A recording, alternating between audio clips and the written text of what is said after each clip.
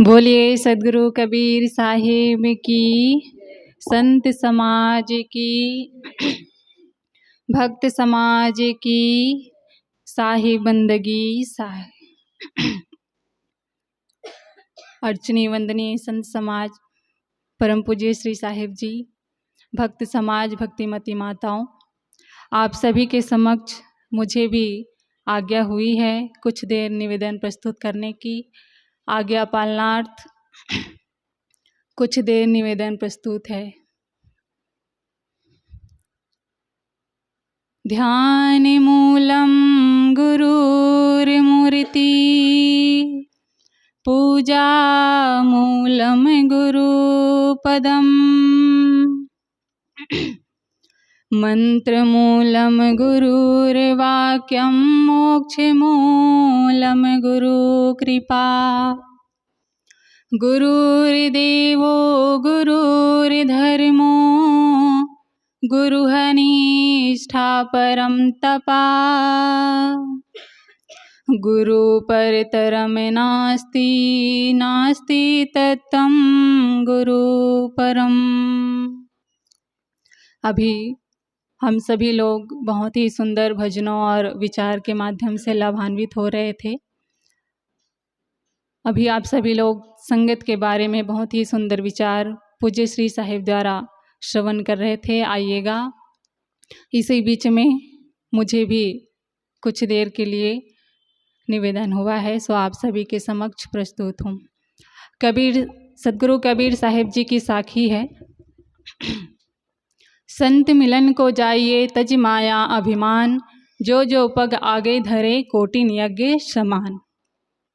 सद्गुरु कबीर साहिब जी कहते हैं कि संत मिलन को जाइए तज माया अभिमान। हम संतों का संग करने के लिए जाएं, सत्संग में जाएं या कहीं भी गुरुजनों के दर्शन के लिए जाएं, तो तज माया अभिमान, हमारे अंदर जितने भी विकार हैं, बुराई है, अहंकार है, अभिमान, अहंकार और विकार, जो भी हमारे जीवन में विकार है, लोभ, लालच, अहंकार, तृष्णा, काम, क्रोध, ये सारे जो विकार हमारे अंदर है, हमारे जीवन में है, उन सारी चीज़ों को, उन सारी दुर्गुणों को हम तज करके, त्याग करके अपने घर में छोड़ करके आएं। तभी हम इस सत्संग में आकर के जो भी संत गुरुजनों के द्वारा वाणी विचार, उनके द्वारा जो वाणी रूपी प्रसाद सत्संग के माध्यम से हम सभी को परोसा जाता है, उसको हम अपने हृदय में हृदयगम्य कर सकेंगे। अगर हमारे अंदर लोभ, लालच, अहंकार, विकार, दुर्गुणों का जो अहंकार है, अभिमान है, हमारे अंदर भरा है, तो हमारे जो सत्संग में बात चल रही है, सत्यता की जो बात चल रही है, वो हमारे अंदर प्रवेश नहीं करेगा, क्योंकि हम पहले से ही दुर्गुणों से भरे हुए हैं। पहले से ही हमारे अंदर कोई रिक्त स्थान, कोई खाली स्थान नहीं है। जैसे हमारी माताएं पानी भरने के लिए घड़ा लेकर के जाती है, तो घड़े में पानी जब ही तक आएगा जब तक उसमें खाली, वो घड़ा खाली है। अगर वो घड़ा पूरी तरह पानी से भर गया और उसके पश्चात हम उसमें और पानी डालना चाहेंगे और पानी उसमें भरना चाहेंगे, तो वो पानी जो है ऊपर ऊपर से बह जाएगा, वो उस घड़ा में और नहीं जाएगा, क्योंकि उस घड़े की कैपेसिटी जितनी थी, क्षमता जितनी थी, उतना उसमें पानी भर गया। अब उसमें और ज़्यादा पानी नहीं जाएगा। उसी प्रकार हमारा ये जीवन है, हमारा व्यवहार है, आचरण है, हमारा जो जीवन है, इसमें विकार रूपी जो अहंकार है, मोह, लालच है, तृष्णा है, ये सारी दुर्गुणों का हम त्याग करें, तभी हमारा सत्संग में जाने का, संत गुरुजनों से मिलने का जो काम है, संतों से मिलने के लिए हम जो जाते हैं, वो सफल होगा। संत मिलन को जाइए तज माया अभिमान, जो जो पग आगे धरे कोटिन यज्ञ समान। हम जितने कदम चल कर के संत गुरुजनों से मिलने के लिए जाते हैं, जितने कदम चल कर के सत्संग में जाते हैं, सत्संग पंडाल में जाते हैं, सदगुरु कबीर साहब जी कहते हैं, जो जो पग आगे धरे कोटिन यज्ञ समान। जितने कदम चल कर के हम जाते हैं उतने करोड़ यज्ञ का पुण्य हमें मिलता है। उतने करोड़, एक कदम में 1 करोड़ यज्ञ का पुण्य मिलने का संकेत किया है सदगुरु कबीर साहिब जी ने। तो आप सभी लोग जानते हैं कि हम अपने जीवन में एक यज्ञ कराएं तो कितनी व्यवस्था करनी पड़ती है, कितना उसके लिए तैयारी करना पड़ता है। एक यज्ञ कराने के लिए हमें कई सालों तक उसकी व्यवस्था करनी पड़ती है। लेकिन सदगुरु कबीर साहब जी कहते हैं कि 1 कदम में ही आपको 1 करोड़ यज्ञ का पुण्य प्राप्त होगा। तो एक यज्ञ कराने से अच्छा है हम संत गुरुजनों से मिलने के लिए जाएं, ताकि हमें संत गुरुजनों का सानिध्य मिले, उनका विचार श्रवण करने को मिले, और उस विचार के माध्यम से हमारा ये जो जीवन मिला है, मनुष्य रूपी जो शरीर मिला है, इसको हम सफल बना सकें। संतों का संग होगा, संतों का सानिध्य होगा, तो हमारा जीवन, ये मनुष्य रूपी जो जीवन है, सदगुरु कबीर साहब जी कहते हैं कि मानुष जन्म अनमोल है, मिले न दूजी बार, पक्का फल जो गिर पड़ा बहुरी न लागे डाल। पता नहीं कितने खानियों में भटकने के बाद ये मनुष्य का शरीर मिला है, ये मानव रूपी तन हमें मिला है। तो ये जो जीवन है ये दोबारा मिलेगा नहीं मिलेगा, इसकी कोई गारंटी नहीं है। तो हम संत गुरुजनों के पास जाएं, सत्संग में जाएं और उनकी वाणी विचारों को अपने जीवन में धारण करें, उस रास्ते पर चलें, ताकि हमारा ये जो मानव रूपी जीवन है ये सफल हो, सार्थक हो। एक दृष्टांत आप सभी के बीच में रखूंगी। एक गांव में एक संत महात्मा आते हैं और गांव के बाहर में तालाब होता है। सभी के गांव में ऐसा होता है जनरली कि गांव के बाहर में ही कोई तालाब होता है। तो वो जो संत हैं वो उस तालाब के छोर में निवास करते हैं, वहीं पर रहते हैं, अपना भजन सत्संग करते हैं, साधना करते हैं, वहीं पे सोते हैं। अब गांव वालों को पता चला कि हमारे गांव में संत महात्मा आए हैं, लेकिन गांव के बाहर ही रहते हैं, अंदर नहीं आते। तो सभी गांव वाले जो मुखिया होते हैं उन सब ने मीटिंग किया और एक साथ होकर के उस संत के पास गए। उन संत से उन्होंने सभी ने प्रणाम किया, बंदगी किया और कहा कि हे संत महात्मा, आप हमारे गांव में आए हुए हैं, लेकिन आप हमारे गांव के बाहर रहते हैं, ये हमें अच्छा नहीं लग रहा है।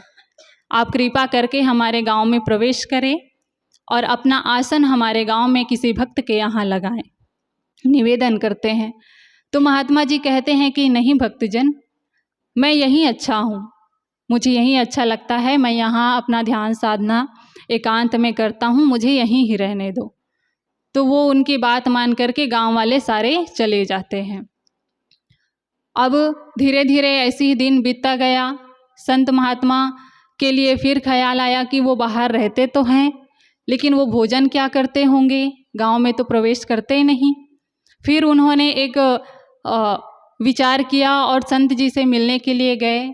कहे कि हे महात्मा जी, आप यहाँ रहते हैं, किसी के घर में आसन नहीं लगाया, कोई बात नहीं, लेकिन आप भोजन तो ग्रहण कर सकते हैं। बारी बारी से हमारे गांव में हर घर जा कर के आप एक एक दिन भोजन करिए, प्रसाद ग्रहण करिए, हमें अच्छा लगेगा। तो महात्मा जी कहते हैं कि मैं भोजन तो करूँगा, लेकिन मेरी एक शर्त है। मैं भोजन जरूर करूँगा आप सभी के घर में, लेकिन मेरी एक शर्त है। और वो शर्त क्या है कि जिस भी भक्त जन ने, जिसके भी घर में 100 बार यज्ञ हुआ होगा, उसके घर में मैं भोजन करूँगा। जिसके भी घर में 100 बार यज्ञ हुआ है, उसके घर में मैं भोजन ग्रहण करूँगा। अब सभी गांव वाले सोचने लगे कि हमने तो यज्ञ इतना कराया नहीं है, और कराया भी है तो 1 या 2, ज़्यादा से ज़्यादा 3-4 बार। और महात्मा जी कहते हैं कि जिन्होंने 100 बार यज्ञ कराया होगा, उसके घर में जा कर के मैं भोजन करूँगा। सभी फिर निराश हो गए और वापस लौट आए। अब उस गांव में एक सत्संग परिवार की जो लड़की है वो बहू बन कर के आई थी। तो उन्होंने ये बात सुनी कि महात्मा जी ऐसा ऐसा कह रहे हैं। तो उन्होंने अपने सास ससुर के पास जाकर के निवेदन किया कि माताजी पिताजी, बाहर एक महात्मा जी आए हुए हैं और मैंने सुना है कि उनको भोजन प्रसाद करानी है लेकिन कोई करा नहीं पा रहा है। अगर आप आज्ञा दें तो मैं उन संत के लिए भोजन प्रसाद की व्यवस्था करूं। तो उनकी जो माता है, सासू जी हैं, वो कहती है कि तुम पागल हो गई हो, तुमने सुना नहीं उन्होंने क्या कहा है? जिन्होंने 100 बार यज्ञ कराया होगा उसी के हाथ का, उसी के घर का मैं भोजन ग्रहण करूँगा। तो वो लड़की जो वो बहू थी वो कहती है कि माता जी आप बस मुझे आज्ञा दीजिए भोजन बनाने की, और उन संत को भोजन कराने की जिम्मेदारी मेरी है। मैं उन संत को भोजन कराऊंगी, आप बस मुझे भोजन बनाने की आज्ञा दीजिए। फिर वो आज्ञा देते हैं और वो बहुत अच्छा सुंदर तरीके से साफ सफाई के साथ भोजन प्रसाद बनाती है और ले करके जाती है। वहाँ ले करके गई और महात्मा जी को प्रणाम किया, बंदगी किया और कहा कि हे महात्मा जी, मैं आपके लिए भोजन ले करके आई हूँ, किसी कृपा इसे ग्रहण करने की कृपा कीजिए। फिर महात्मा जी कहते हैं कि बेटी तुमने भोजन लेकर के आया है तो बहुत अच्छी बात है, लेकिन तुमने मेरी शर्त नहीं सुना है क्या?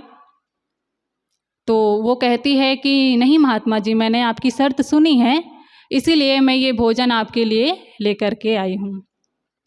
फिर वो कहती है कि तुम्हारी उम्र तो बहुत छोटी लगती है और मेरी शर्त है कि जिन्होंने 100 बार यज्ञ कराया होगा उनके हाथ का मैं भोजन ग्रहण करूँगा।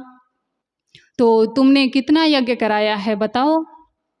तो कहते हैं महात्मा जी जो भौतिक रूप में यज्ञ होता है उसको तो मैं नहीं जानती, उसको तो मैंने नहीं कराया है, लेकिन आप ही लोगों से मैंने सुना है कि संत मिलन को जाइए तज माया अभिमान, जो जो पग आगे धरे कोटिन यज्ञ समान।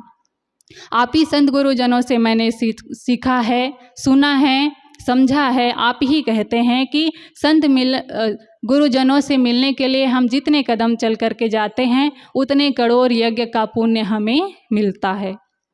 तो ये बात आप ही कहते हैं और इसी बात को मैंने आधार मान करके आपके लिए ये भोजन तैयार करके लाया है। अगर आप अपनी बात को सही कहते हैं, आप समझते हैं कि आप जो भक्तों को बताते हैं वो बात सही है और उस पर चलना चाहिए, तो कृपा करके इस भोजन को ग्रहण कीजिए। तो महात्मा जी बड़े ही प्रसन्न होते हैं और एक आश्चर्य भी उनको होती है कि हम भक्तहंस जनों को ये बात बताते तो ज़रूर है, लेकिन उस बात को हम ही भूल जाते हैं और उस पर अमल नहीं करते, उस पर विश्वास नहीं रखते। और ये बिटिया संत गुरुजनों की वाणी को अपने हृदय में इस प्रकार धारण की है और आज उसी ज्ञान के द्वारा और उसी वाणी के द्वारा आज इन्होंने मेरे लिए भोजन प्रसाद बना करके लाया है। वो बहुत खुश होते हैं और उस प्रसाद को, उस भोजन को ग्रहण करते हैं। तो संत गुरुजनों की जो वाणी होती है वो हमारे जीवन को एक ही शब्द से ही निखार देते हैं। अगर हम संत गुरुजनों की एक भी शब्द को, एक भी वाणी को अपने हृदय में, अपने जीवन में उतारते हैं तो हमारा जो जीवन है वो पूरी तरह से सफल हो जाता है।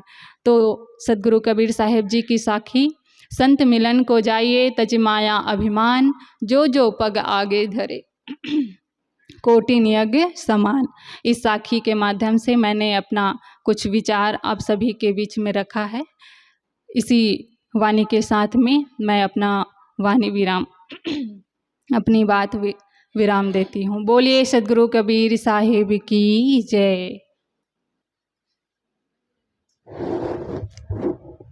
अभी हम सब